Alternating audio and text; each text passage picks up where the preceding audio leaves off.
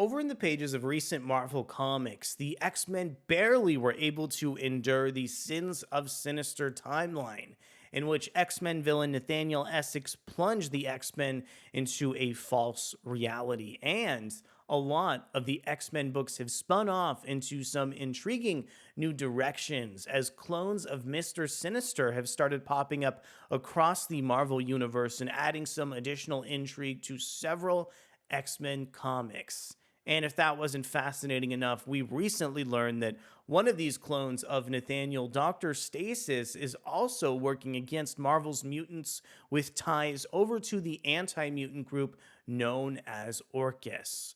Marvel's impending Fall of X storyline is just on the horizon, and today it's time to go ahead and inch ever closer to the Fall of X with X-Men Before the Fall, the Sinister Four, issue number 1. But before we get deeper into the video, want to go ahead and encourage you to consider subscribing to the channel and hitting that like button if you enjoy our content. And I want to go ahead and introduce some additional context for X-Men Before the Fall, the Sinister Four, with Marvel Comics solicitation text for the issue. Fall of X is coming. As the 19th century drew to a close, the dying Nathaniel Essex unleashed 4 clones of himself into the world. They've been haunting it ever since. While lurking in the shadows, we know what Sinister has been up to. But what about the others? In this issue, we delve into their past and discover their latest atrocity.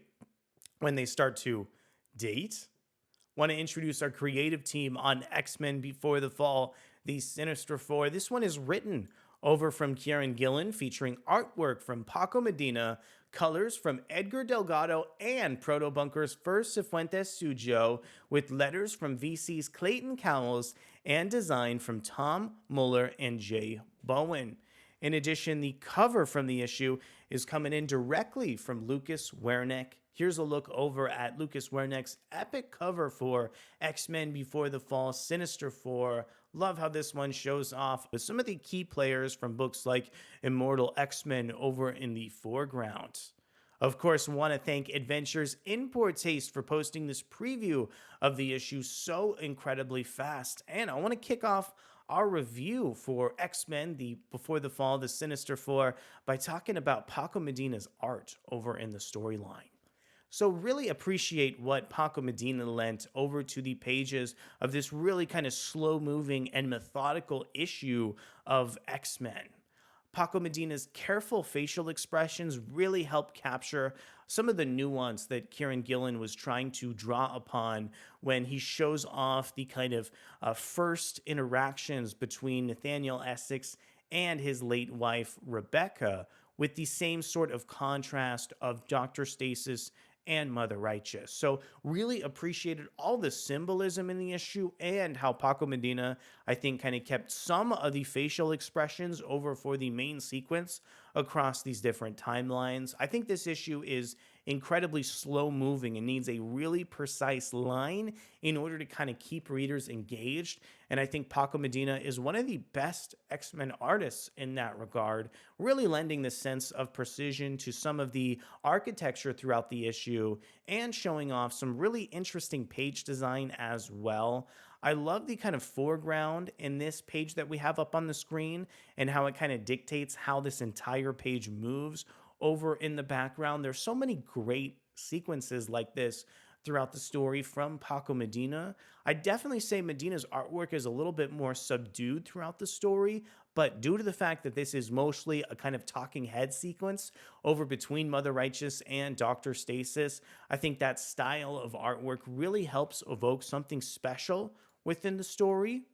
Want to switch gears just a little bit and comment on Gillen's script that he brought over to the story. As mentioned earlier, the kind of intro sequence that juxtaposed the relationship between Nathaniel and Rebecca versus Dr. Stasis and Mother Righteous drew upon so many fascinating themes, and also, I think, helped this issue kind of land the dramatic finish as some of those plot threads come up towards the very end of the story to give it even more intrigue over in that regard. That being said, though, this is a much slower issue of X-Men than you might be used to, which only features a small iota of action in certain moments.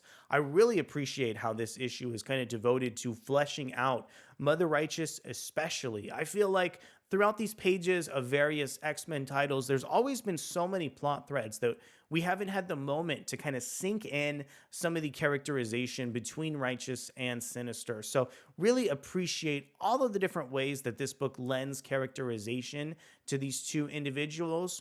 I think this issue really had fascinating commentary on the origin behind Mother Righteous and Dr. Stasis by really showing readers that they're not even aware of the full context behind each of their individual memories. One other aspect of this issue that really had me intrigued was how some of the text pages were introduced, especially later on in the story. I think sometimes it can be a little bit jarring to go from an interior page over to the text sequence. So having a little bit more context in the story definitely helps kind of pique my interest and also bring out even more immersion in this really dynamic script over for this series. Also, I think the way that this book features some very subtle plot threads over to Immortal X-Men adds even more intrigue over to this series. Plus, the way that these characters sort of talk about Orcus past each other in this really foreboding way, I think gives this kind of mystique and aura to Fall of X, like I would like to see over in the first place as well. And I really appreciated the fact that we got all this sequences with Stasis and Righteous really trying to kind of peel back, what's false and what's true in this issue. I think the way that these kind of two characters are both so self-aware of their origins really shows me the depth that Kieron Gillen has over some of these characters throughout the storyline. Also, I think the kind of cliffhanger ending over in the issue brings so much intrigue over to the series and even might give you an excuse to go back and read the issue again, as not all the characters in the storyline are aware of some of their schemes over in the chapter. And I really think that Kieron Gillen and some of the collaborators in recent X-Men books have done a great job featuring these last moment twists that have added so much intrigue to the book that it makes you want to go back and experience the storyline again as well. Elsewhere, I think the book really does a fantastic job just kind of focusing in on the really small characterization for some of these individuals. There's so many fascinating pieces of Fall of X, from the Genesis War over to the Stark Sentinels. I think taking the time to flesh out the relationships that the Sinisters have over to Orcus is definitely a fascinating plot thread, and I think that Marvel had the right instinct to fold this into a one-shot because it definitely feels a little bit sort of out of place in the context of the main X-Men series, but it's definitely something that I think a big contingent of fans are asking for due to just how interesting newer characters like Mother Righteous are in the Marvel universe.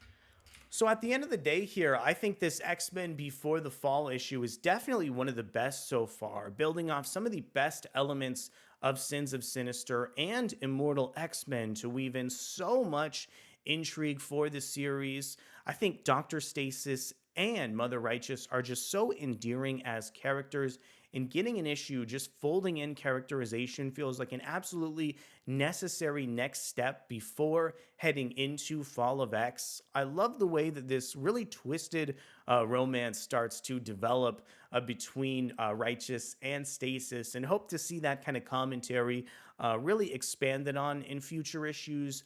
These really interesting plot threads need to continue to be fleshed out, and I'm very happy at what both Kieron Gillen and Paco Medina were able to accomplish over in this story.